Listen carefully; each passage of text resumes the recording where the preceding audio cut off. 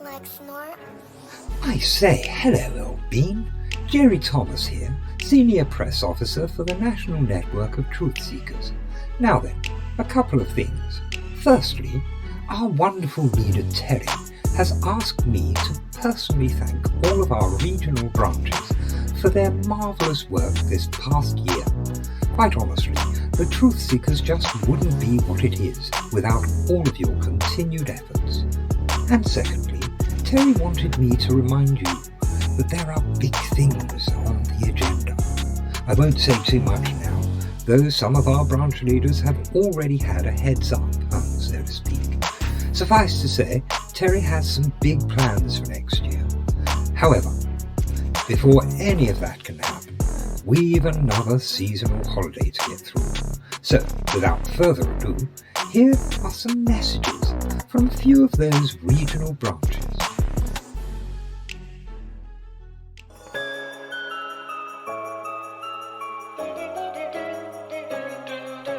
Hello my lovelies. Now I know what you're all thinking. I thought the Truth Seekers didn't celebrate Christmas. Well, I don't. Usually. I mean, obviously Mr. Mumford and myself are quite aware that Christmas is nothing more than a control mechanism put in place hundreds of years ago as a way to distract the poor from the reality of their lives. But honestly, these days people really should know better and finally see Christmas for what it really is. On the other hand, we thought, if everyone else is going to celebrate something they don't really understand, then why shouldn't we? Not that me and Mr. Mumford really need an excuse for a slap-up meal and a odd present or two. Anyway, enough truth-seeking for now. This is Margaret Mumford, Truth Seeker Extraordinaire, saying Merry Christmas and a Happy New Year.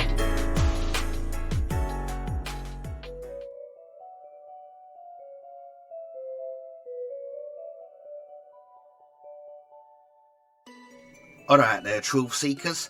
Now then, you know me, I'm not big on the whole modern Christmas celebrations. It's all a load of shiny rubbish if you ask me. But did you know that in the original Christmas story about Father Christmas, Santa Claus actually starts off murdering children, left, right and bloody centre? I know, right? Who'd have thought? And the only reason the big-bellied bugger started giving presents to the kiddies was probably because he was trying to repent for his crimes on humanity. Not only that, but we all know Santa only wears red because Coca-Cola painted him that way back in 1931 as part of an advert campaign to sell their syrupy fizzy pop. And somehow, everyone now thinks that's how he's always looked.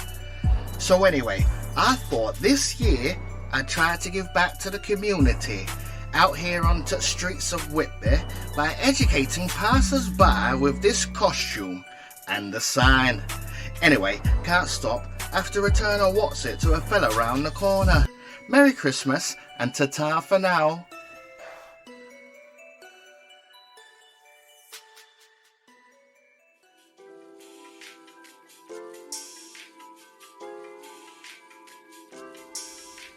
Did you know that Christmas was originally a Roman festival, one which celebrated the new sun? No, not the Son of God. I mean literally, the sun in the sky. And this celebration, for the want of a better description, took place around the time of the 25th of December, and is otherwise known as the pagan Roman winter solstice. And it was called Saturnalia, a time of feasting, goodwill and generosity to the poor, a time for exchanging gifts and decorating the tree, and all to celebrate the new season. Now, as we all know, there is no actual documented evidence for the time of year when Jesus was supposedly born, so we can safely assume that this pagan celebration was used as a way of integrating both Christian and pagan worship, and the first recording of this date being described as the birth time of Jesus is from the Christian traveller and historian Sextus Julius Africanus in the year 221, and despite his lack of evidence, the 25th of December has remained the official birth date of the Son of God worldwide.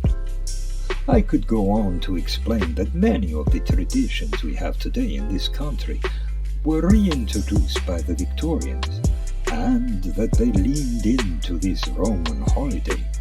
Or I could say that Santa Claus is based on the folk tale of Krampus, but it doesn't really matter, because at the end of the day, Christmas is a stolen, pagan festival, one that celebrated the sun. So, have a wonderful Saturnalia this year.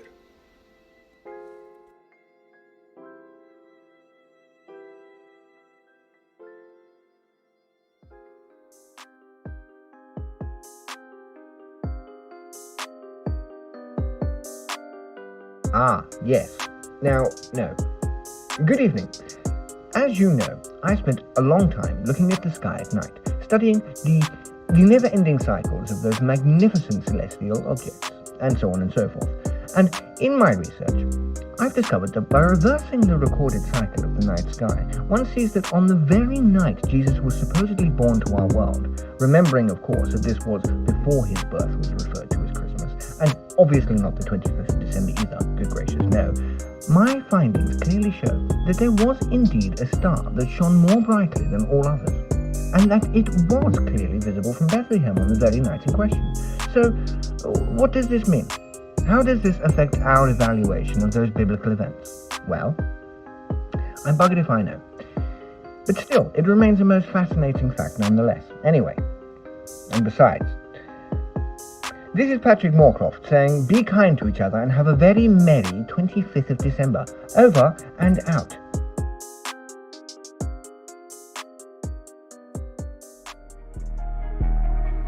So there you have it, old bean.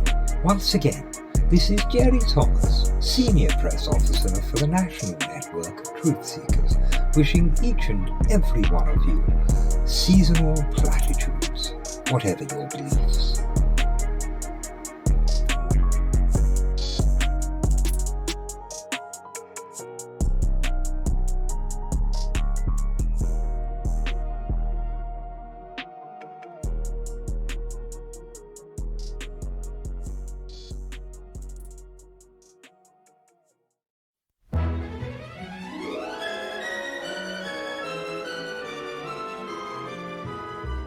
Have you been wondering where you can get your hands on some twonk-related merchandise?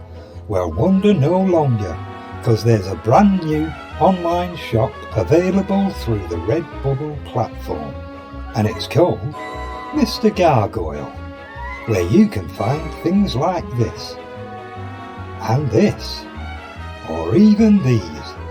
So, if you're looking for something twonk-related, or just want a new badge for your busking hat, just ask Mr. Google to take you to Mr. Gargoyle on Redbubble.